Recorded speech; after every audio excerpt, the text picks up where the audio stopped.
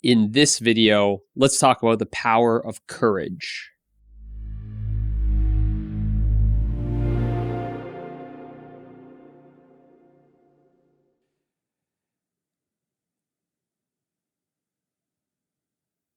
If we want to overcome our fears in life, we're going to need to have some courage. And this is why it's so powerful. Because if we don't overcome our fears, if we don't even face our fears, then we're living our life in fear. So in order to not live our life in fear, we have to have courage. And we see this for people that are living in fear. They lack courage. We see this with people who aren't being themselves. They lack courage because it takes courage to be yourself. It takes courage to be yourself because you appear to be different than others. But the truth is that we're all unique. We're all unique. So unique means one of a kind. So if you're one of a kind and I'm one of a kind, of course you are different than me, or appear to be different than me. At our core, we're the same, but our unique expression is one of a kind. To fully embrace yourself, you need to embrace your differences. And to be yourself, you then need to have courage. You have to have the courage to be different. You have to have the courage to fully express yourself. And you'll find that if you don't have that courage, then you're always suppressing yourself. You're not allowing it to express as it wants to. The natural expression of yourself, you're suppressing it because of fear. And what is that fear? Fear of being different. So you can see how powerful courage is, because courage allows you to face your fears. Courage allows you to face yourself. Courage allows you to look within. If you lack courage, then you're not going to look within. If you lack courage, you're not going to want to see yourself. If you lack courage, you're not going to want to face your fears. And you can ask yourself, what kind of life is that I'd be living if I don't have courage? I'm not going to know myself. I'm not going to be able to look within where I'm going to find everything. I'm not going to be able to face my fears and embrace them and overcome them. So I'm controlled by my fears. I don't really know myself. I don't find what I'm looking for in life, all because I don't have the courage. So you see how powerful it is to have that courage. So how can we develop this courage? We can develop the courage by doing those uncomfortable things, because it's something that, yes, you can develop.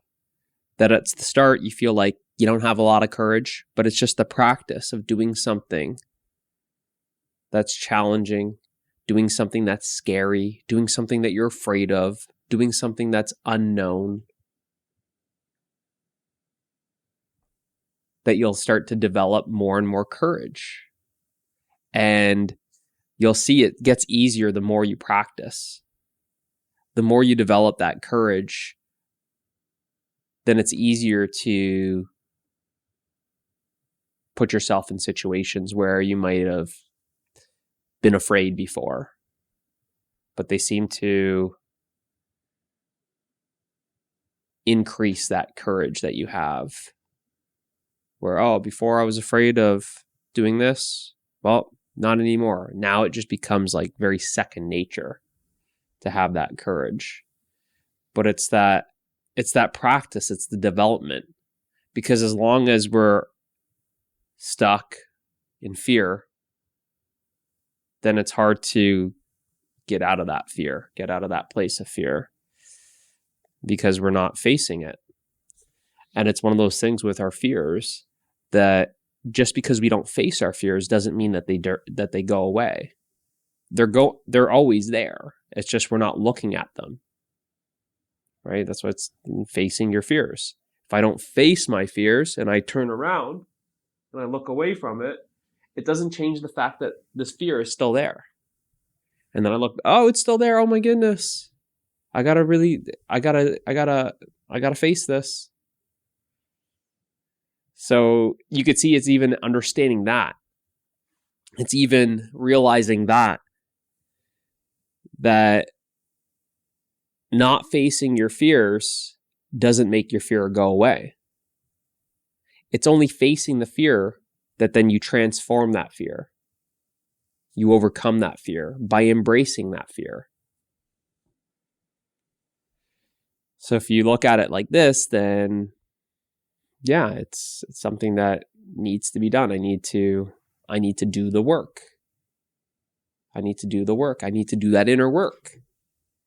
If I don't want to face that fear, then what happens is I'm controlled by that fear. And in order to master your fear, overcome your fear, courage is needed. And what I'm saying is you can start off with the small things. You can start off with the small things. You don't have to go for your biggest fear right away, although it'd be good. You can start off with the smaller things that you're afraid of. And you'll start to develop and you'll start to almost feel like it's a meter, like your courage meter, getting higher and higher. You got, more courage. I had 10% courage. Now I'm at 15%. What else am I afraid of? Let me face that fear. And you'll find that the more courage, as your courage is cranked up and up and up and up, you're facing more and more of your fears, and you're overcoming more and more of your fears. And as you're facing your fears and overcoming your fears, you're also healing yourself, and you're also growing at the exact same time. There's so many things that come from courage. So it's that step, it's that at that level of courage, then you're really stepping into your power. If you don't have the courage, you're not accepting that power. You're too afraid of your power, in fact. Because what I'm telling you is that you are that ultimate power. But if you don't want to accept that power, accept that responsibility, have the courage to leave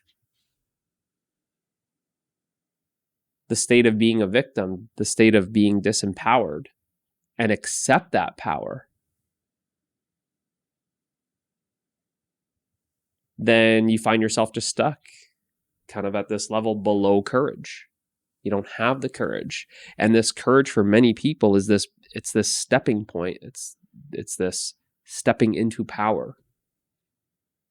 It's the stepping into the power to then create your own destiny, to live life on your terms, to live the life of your dreams, live the life beyond your dreams. But it's that courage that's like the doorway. It's the transition. So you find that the more courage you have, then the more you're stepping into that power, which changes everything in your life. And I'm saying it's something that can be practiced if you start off with the small things and you have the courage to try new things, if you have the courage to face your fears, if you have the courage to step into the unknown, you'll find that the more you have the courage to leave your comfort zone, because it doesn't take courage to stay in your comfort zone. What does it take courage to do? Step outside your comfort zone. So the more you step outside your comfort zone, the more you're going to grow, the more you're going to experience, because your comfort zone is also known as the known. So when you leave the known and step into the unknown, more growth happens, more magic happens. The unknown is life. life is unknown. What's known is all my ideas about life. And ideas are in my mind. So it's like I'm stuck in my mind, stuck in my head, thinking about life instead of stepping into the unknown where I could be living life. But that's going to need some courage. So like I said, is you can practice just stepping into the unknown for just some of the small things. Because if we're living in the known and everything is always feels like it's always controlled, and no, I don't do that, and no, I always like my tea like this, and I always like everything like that, and everything, I'm trying to control everything, then I find myself just dealing with the same kind of pattern over and over and over and over. And that doesn't take any courage. What takes courage is to leave the known, leave the current patterns, and try something new. It's to venture. It takes courage to go on an adventure. The adventure into the unknown, the adventure of life. That's what takes courage. So you find yourself, the more courage you develop, the more you're living life. And you want to live life, right? Of course. Of course you do. So then you start to see how powerful courage really is.